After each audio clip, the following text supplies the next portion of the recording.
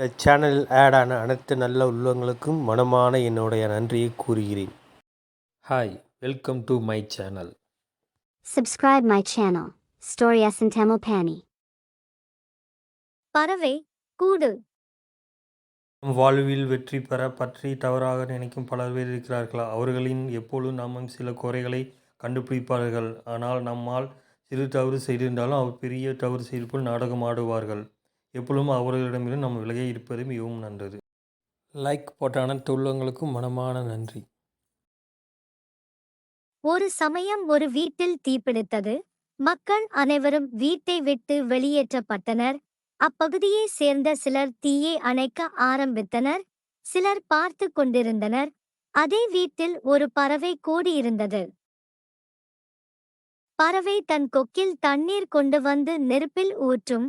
ஆனால் நெருப்பு அணையவில்லை. ஆனால் பறவையும் நிற்கவில்லை. அது தனது கொக்கில் தண்ணீரை கொண்டு வந்து நெருப்பில் ஊற்றியது.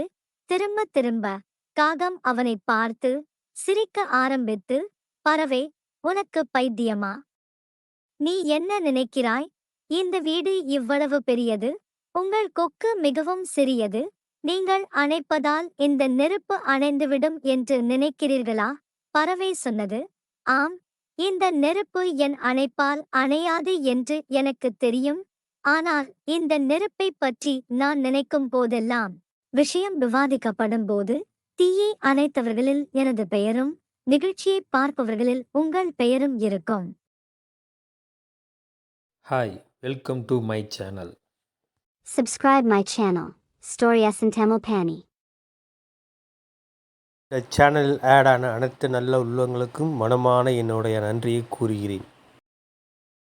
லைக் போட்ட அனைத்து உள்ளவங்களுக்கும் மனமான நன்றி.